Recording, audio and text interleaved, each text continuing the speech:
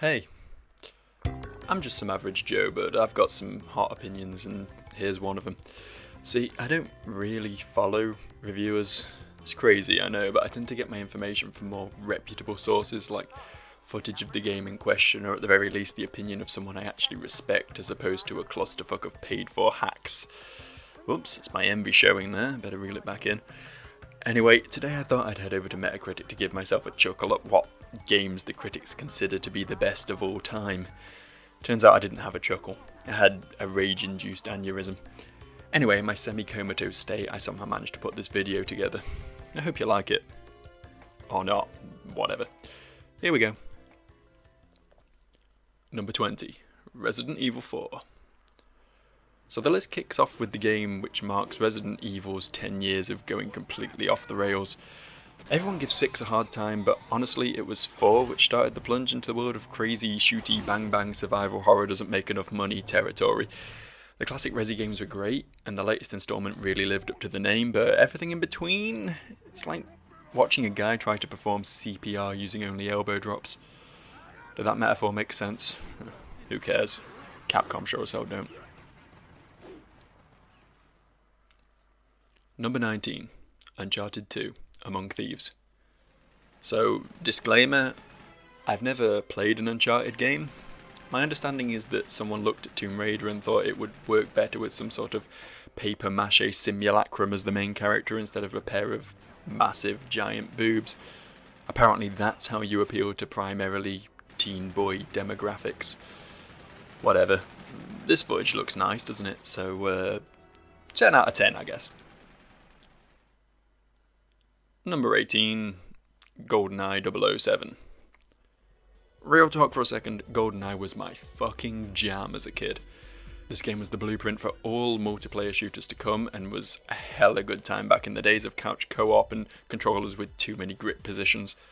Of course, I tried to pick this game up again last year, and it's borderline unplayable.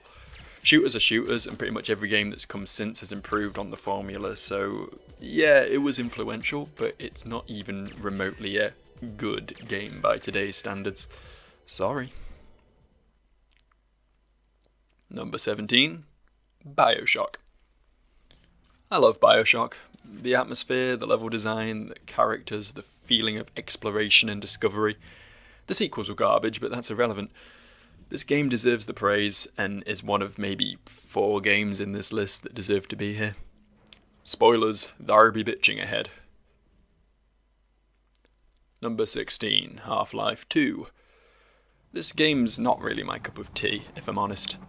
Maybe if I played it properly back in the day, my views would be different on it, but it's honestly kind of dated now. You play as a floating arm attached to a crowbar and spend most of the time throwing cans at guards and riding speedboats with dodgy controls. Don't get me wrong, it's way better than most of what the AAA sphere shovel onto the manure heap of big budget sandboxes these days, but I'd rather play Portal or Team Fortress 2, and neither of those are in this list because everyone is wrong but me. Number 15, NFL 2K1. What? So I can't say I've played this game, but what exactly does it do that makes it so much more spectacular than every other NFL game on the market? Sports games are the epitome of copy-paste game design, and I can't help but feel that every game in the series since this one is likely to be the same thing but prettier and with a few more features, right? Isn't that how it works? I may not have been the biggest fan in the world of some of the entries prior to this one, but come on, in what way does a fucking NFL game outclass Half-Life 2 and BioShock? Number 14, Halo, Combat Evolved. Okay, let me separate some concerns here. I like Halo Combat Evolved. I don't like Halo, the franchise. It seems to have become a malignant tumour on the games industry that just won't die no matter how much surgery and chemo we throw at it. Honestly, I think the game was stale by the time the original trilogy was done, and never mind the 400 spin-off games and that one MMO they made, which people for some reason took as the second coming of Christ. The first game was fun though. Pushes my nostalgia buttons, and unlike certain other games, still holds up today, so fair enough, I guess. Number 13, Super Mario Odyssey. Why do all of my videos lately devolve into me talking about this fucking game? To recap, for anyone who doesn't feel like poring over several hours of bad Let's Plays, I like it, but don't love it. It's very well designed and solidly built, and puts most modern games to shame with its ability to make collecting arbitrary shit feel like an accomplishment rather than a chore. However, it feels way too much like a certain N64 game for something that was released in 2018. Games are powerful tools, so maybe don't waste them on spinning in circles frantically trying to stuff your dick into your own arse. Number 12. Grand Theft Auto 3. I have a love-hate relationship with GTA 3. I was 10 or 11 when it released, and at the time it blew my tiny little mind like no game before it. Prior to GTA 3, I had never played a game so expansive, so full of content, so primed to let me make my own fun. However, apparently every single fucking game series in the last 15 years has seen GTA's success and gone, you know what, I want some of that. Causing the entire industry to vomit forth an endless slurry of vapid grey open world sandbox mulch, so for its innovation, this game deserves a spot on the list, but for its influence, it deserves to be burned at the fucking stake. Number 11. Metroid Prime. More classic games that I've never played. Honestly, I'm sat here waiting for Nintendo to release a remastered Prime trilogy for the Switch in order to promote the fourth game, but this is Nintendo we're talking about, and they're not really good at things like that, you know, normal business practices. I really liked Super Metroid though, so maybe these are good too.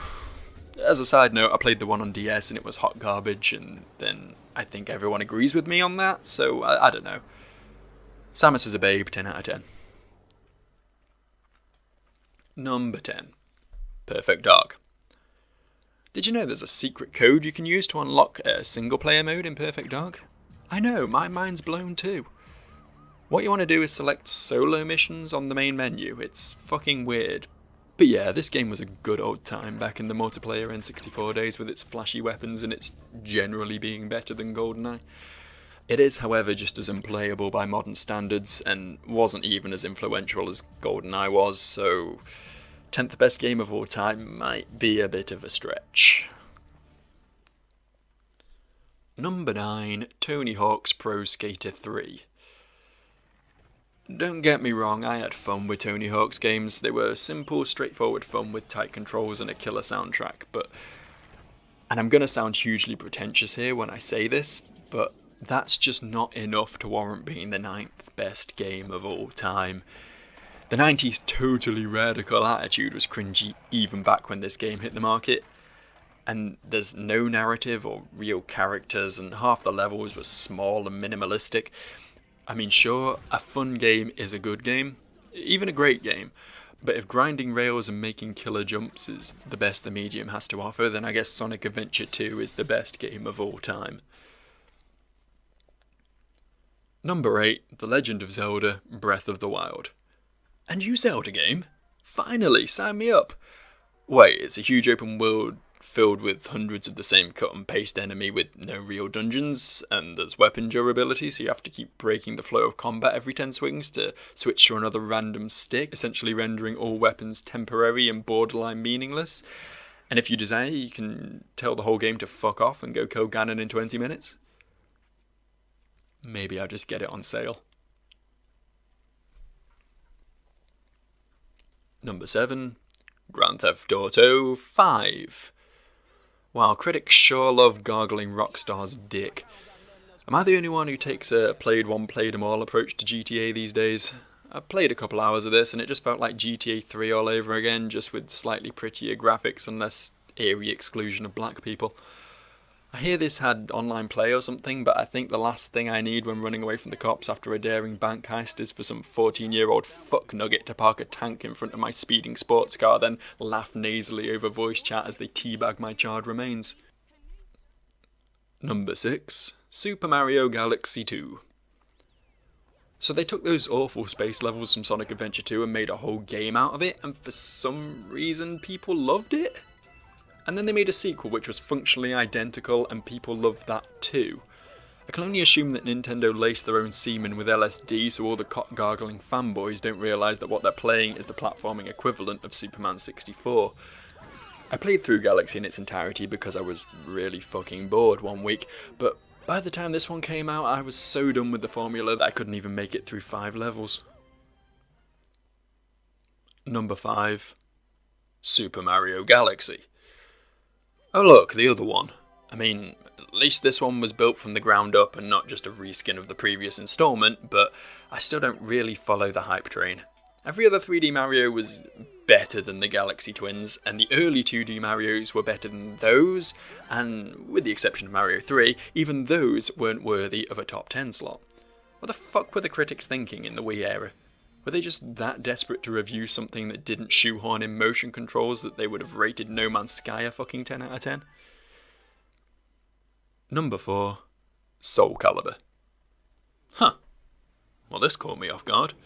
I actually really like Soul Caliburs 2 and 3, but from what I hear the first one was a more down-to-basics fighter's fighter of a game.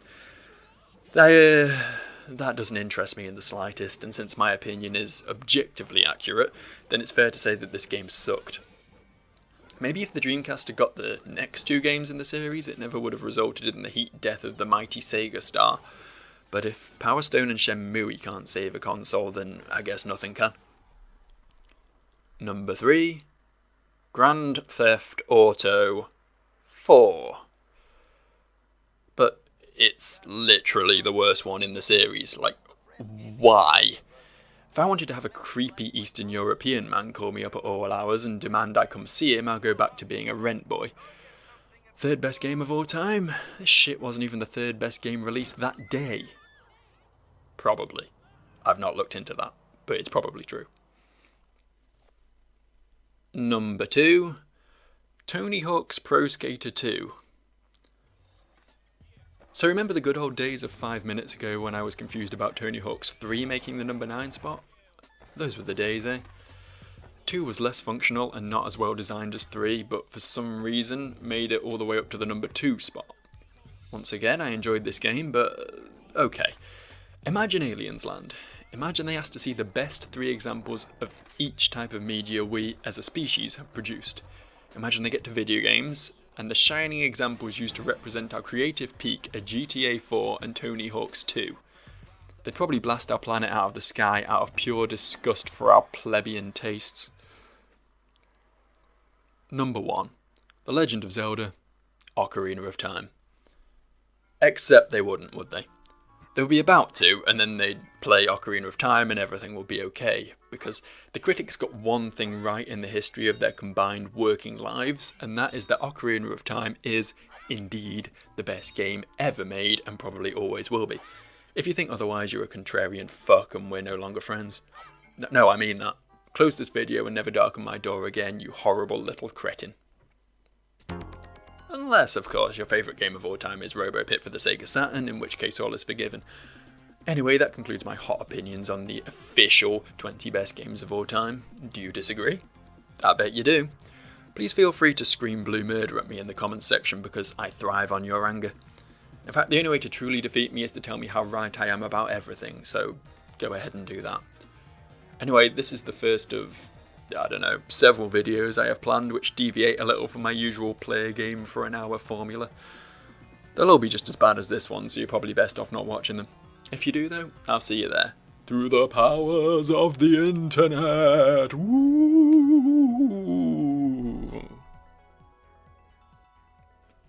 What the fuck was that?